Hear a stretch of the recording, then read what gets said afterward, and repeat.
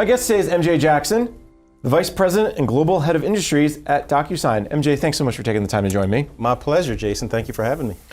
As we continue our conversation about reimagining the workplace and how agencies can do a better job of keeping ahead of this, what we'll call a disruptive curve, this is something that, it's changing from a technology perspective. It's changing around the skill sets of the employees, and the shift that we've seen over the last few years of work is something you do, not where you do it. Now, I think the conversation we're going to have today is about how agencies need to learn how best to navigate those disruptions. They need to plan better. They need to think about innovation, both from a technology perspective, but also from a business process perspective.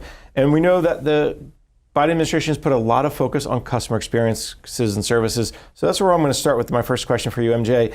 What are you seeing from your clients as you talk to them? They have all these goals about improving customer experience and citizen services. How are they doing it? What are you hearing from them? Well, it's a great question, and I'll start by standardizing on how we define experience. And I think that's a good place to start because it's a rather unique perspective.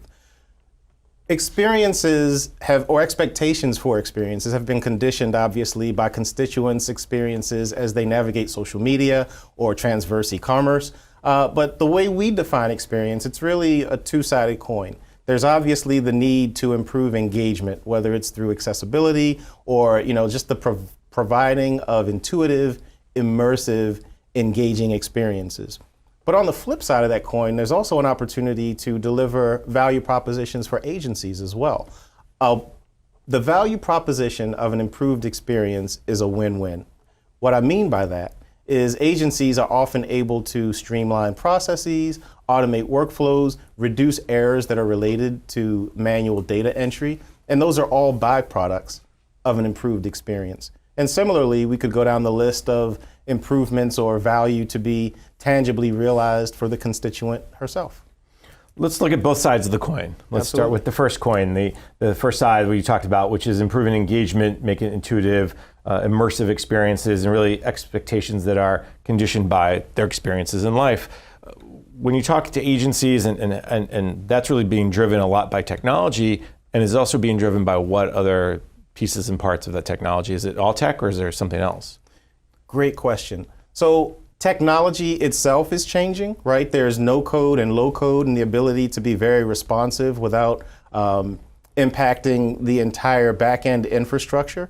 But also the ways that the technology are being leveraged has changed. Think about social impact, right? From equity, acknowledging and addressing the digital divide, or accessibility, ensuring that individuals with disabilities have access to experiences that are no less intuitive and immersive. And then finally, but definitely not least, is sustainability, right? Doing good for the planet, doing good by doing well. Making sure that we're able to ensure that the planet is just as resourceful for generations to come. Bring up this idea of being responsive, whether it's low code, no code, or in other ways. And I think that's also what's driving the citizen services, this customer experience EOs, this idea of how can the government be better. So we'll flip it on the other side of the coin is, Sure. is you talked to this about being a win-win for them, better, you reduce errors, reduce burden. What are you seeing, what are you hearing from your clients around that side of the coin of the internal changes they can make? Great question. Well, what I found, and both anecdotally as well as in a quantitative way, is that the biggest competition to modernization or digital transformation is really the status quo. Agencies obviously have conflicting priorities, a limited pool of resources, and so it's a burden sometimes to think outside of the responsibilities, which is a pretty significant one, to provide services to all of the population. And the federal government is our country's single largest employer with over 2.1 million civil servants. And so the employees themselves are looking for improved experiences and ways to optimize the way that they deliver services on behalf of the constituents. And so throughout the federal government, we find that there's a need and a desire to tangibly quantify the value to be realized by, again, streamlining processes, optimizing workflows. And then I think as a backdrop to all that is some of the really large aspirational goals that the government has taken on recently, right? From infrastructure to healthcare. It all requires collaboration, and so that adds another layer of complexity. You mentioned this idea of streamlining processes, optimizing workflows. Let's go down that path a little bit, because I think that's something where, as we talk about reimagining the workplace, right? Reimagining the way public sector employees, agencies interact. What does that look like? How have you all been able to help out in terms of saying, okay, this workflow used to be very manual, used to be process intensive, used to take, pick your 10 hours to do it. Right. Okay, there's ways to cut it down. Maybe talk a little bit about how agencies are looking at ways to cut down the workflows, make things simpler, reduce burden. Absolutely. So the examples are limitless, but since we're talking about workforce transformation, and I mentioned the government is in the US, the single largest employer, why don't we talk a little bit about workforce transformation? So traditionally, you could summarize a government employee's entire career in a number of discrete steps, from recruiting to onboarding to training and upskilling through promotions all the way through retirement. And it was riddled with manual paper-based processes, but it's a series of processes that have sort of fallen into, like I said, status quo. So even within those individual steps, there are limitless opportunities to modernize and optimize workflows.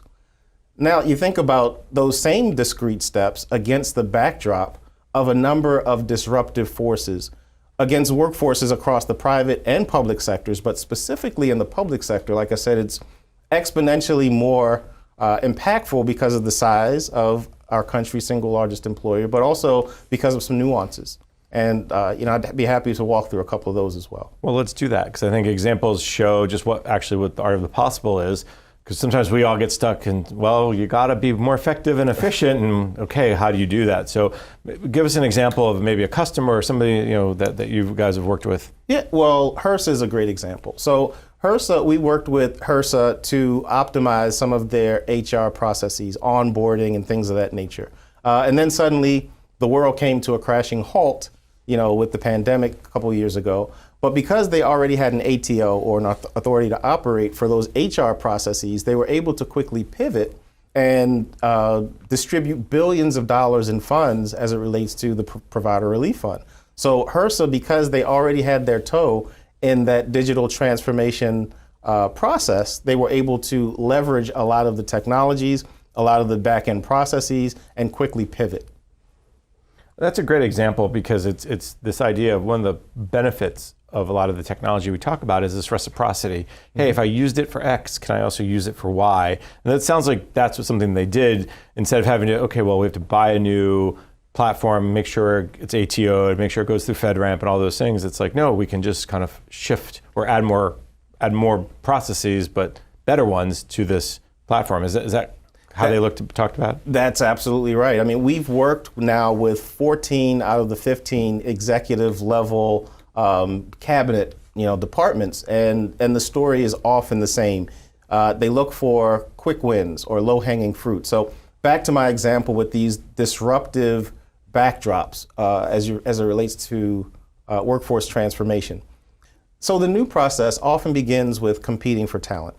The federal government is no different from private sector entities that look to attract young graduates or entrance into the workforce, and those individuals often seek to work with the latest and greatest technologies. And so that's one of the first disruptive factors. But then beyond that, you have factors as it relates to a hybrid workplace.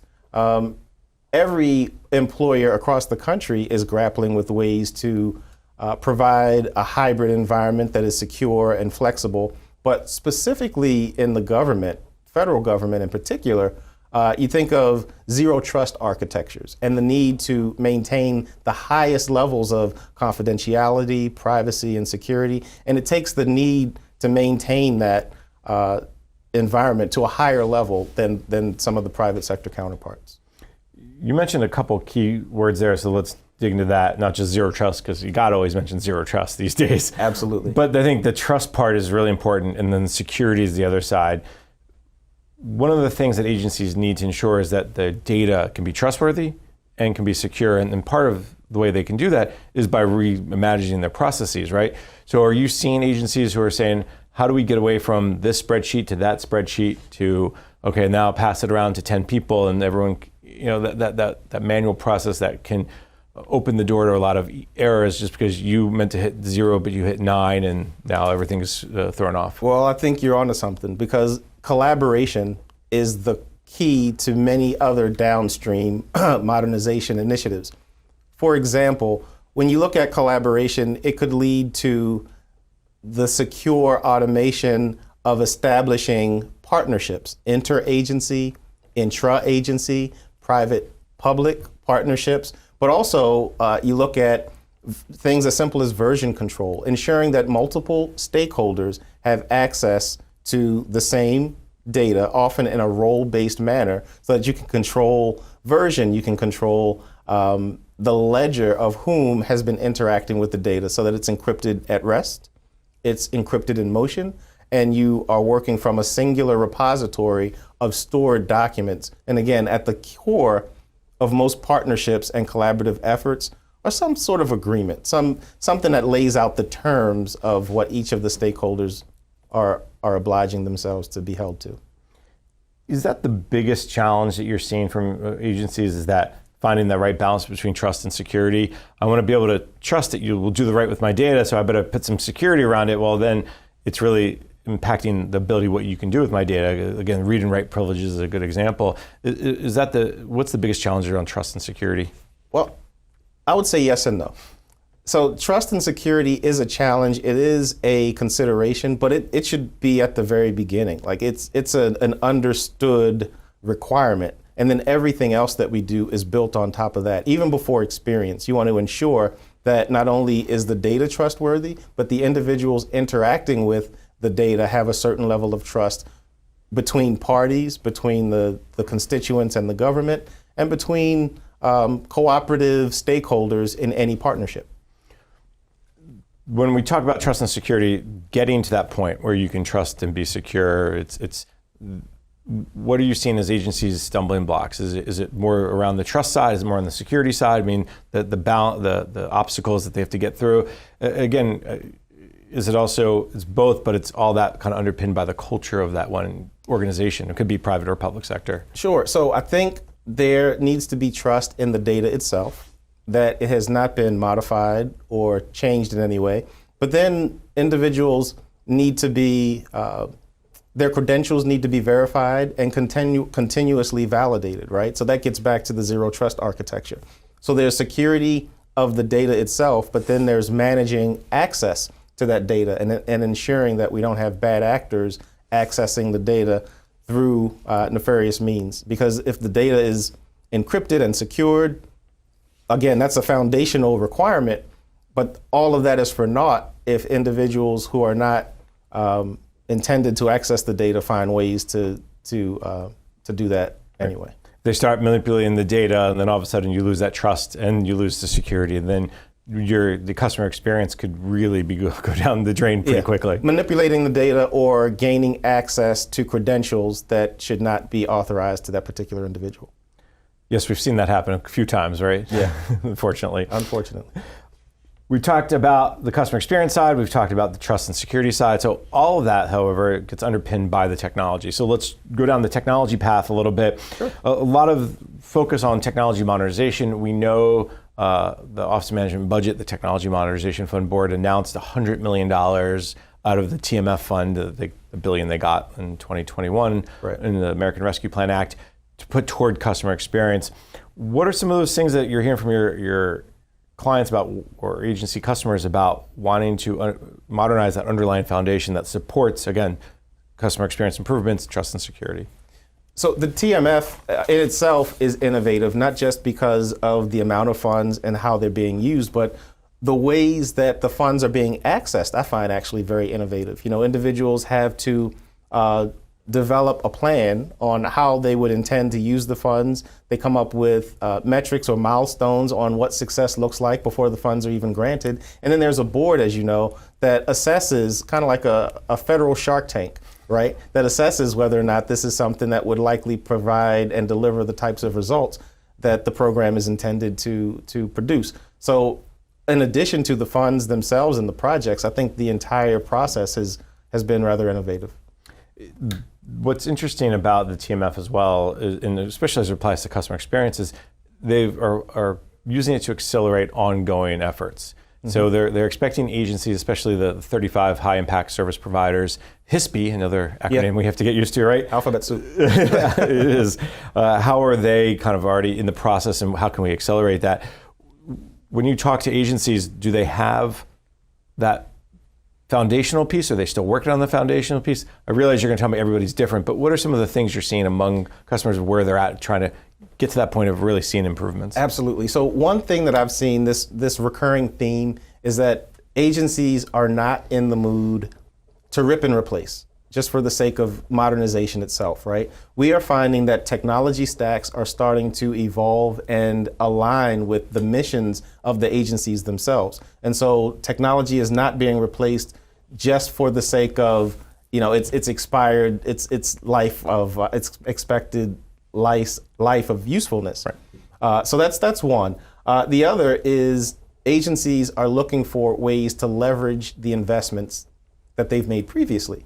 And so most solutions are no longer, or I should say most successful solutions are not point solutions, but rather they are platforms that can provide APIs or hooks into the existing back-end infrastructure so that data can be, extracted to pre-populate new forms, for example, or to incorporate processes that leverage investments that have already been made. The platform piece is, I think, what we're talking about when we talk about DocuSign or so many others, your partners probably, as well as your competitors, will talk about. That's the key piece. But part of the platform is also understanding your business processes. And I think that's part of that technology modernization discussion. When they look at their business processes, can they modernize them as they move into the platform? Is that the other side of the coin that, we have plenty of coins that we're dishing here, but that's another piece to that puzzle. Yes, and so like I said before, the government, the federal government today is embarking on multiple simultaneous goals that are very aspirational. They're possible and they're feasible, but they're very aspirational. And so you're not going to find the solution in a single platform, a single solution, a single agency, and oftentimes, right? So that collaboration is often the linchpin at the center of any very aspirational goal. And so at the core of that collaboration, again, is agreements, right? Bringing parties together, whether it's sharing data, sharing a desired outcome, or coordinating care around a patient.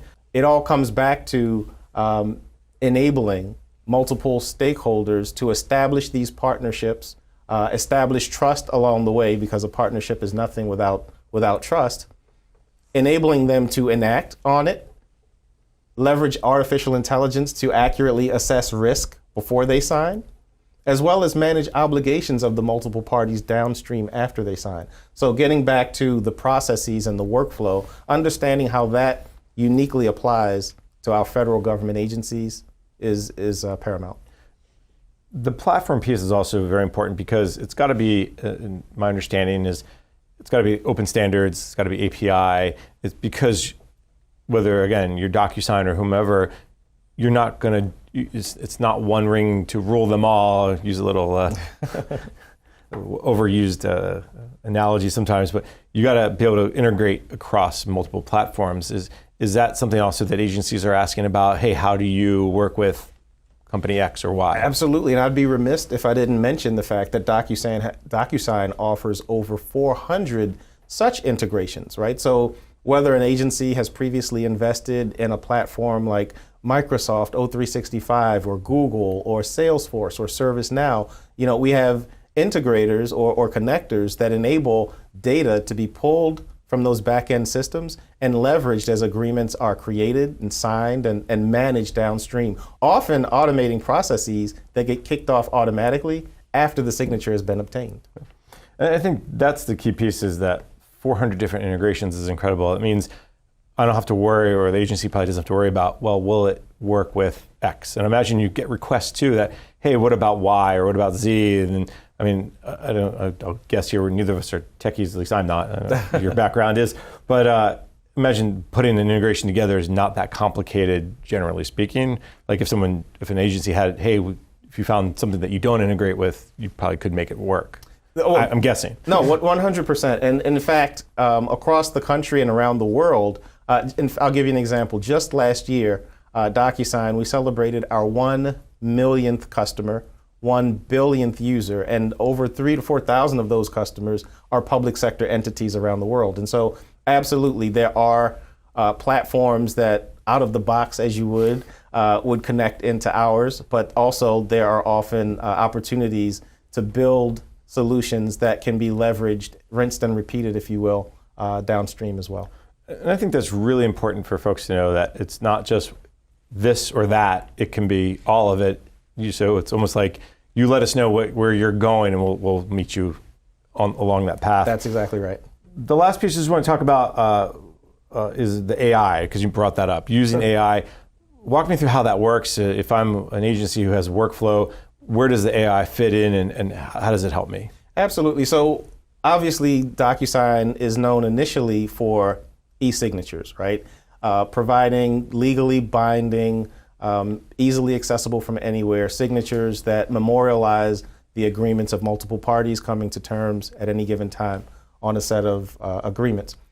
But the AI comes into play when we are able to help our clients to assess risk before signing, right? If there are trends that exist, a customer is able to tell whether or not a clause is buried within a multi-page agreement that might exceed their inherent level of risk acceptance based on either an algorithm or based on studying past history of what they've signed in the past. And that's something obviously you would work closely with your customers on to understand what their inherent risks are or what their level of risk is. Yes. And imagine, do agencies understand how that would work, or is that something obviously where you guys come in and kind of break it down? That's definitely where we come in. Like I said, it's not an all or nothing proposition, right? Normally, there are 3 discrete steps to this type of modernization. The first step is digitization in the first place, because the AI is worthless or useless unless the content has been digitized and the algorithms can be applied against it. So that's the first step. The second step is what I call like OpenGov, or how we talked about maintaining a central repository of these signed agreements so that the AI and also independent users have a single source of truth from which the algorithms can be applied and access can be granted. And then finally is what we call smart government, and that's where the AI comes into play. So it's not just a matter of analyzing levels of risk, but also pulling insights out of mountains of hundreds of thousands or millions of forms, contracts, agreements, where insights may otherwise be buried in paper that would take millions of FTE hours to pull. MJ, we're getting toward the end of the segment here, but I definitely want to make sure our audience is left with a few things, the good takeaways. So when you look back and you look over your clients, public, private sector, whatever it is, what's 1 or 2 things, 1 or 2 factors, 1 or 2 things they need to keep in mind as they move forward with this modernization of their CX, improving workflows, reducing burden, all the things we've talked about today? Sure. Well, one lesson learned that I hear time and time again, I mentioned that the biggest competitor is status quo.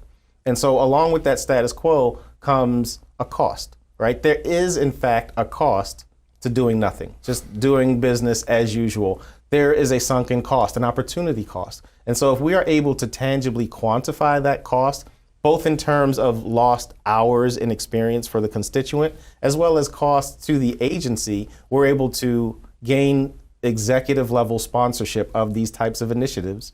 And that's when we really see the magic start to happen. We can deliver real outcomes. We've worked with every state across the country, and like I said, 14 out of 15 federal executive level cabinet departments, and the outcomes, the tangible, measurable results are real. I think that's the key on a lot of these projects. Show me the results. What's my return on investment? And not just, well, you'll be better, right? But here's how you'll be better, and here's what you can save, and how much quicker you can go from point A to point B, and how many fewer steps or how much less resources. MJ, I very much enjoyed our conversation. Unfortunately, we are out of time for today. So let me thank my guest, MJ Jackson is the Vice President and Global Head of Industries at DocuSign. MJ, thank you so much for taking the time. Thank you for having me, Jason. Look forward to doing it again.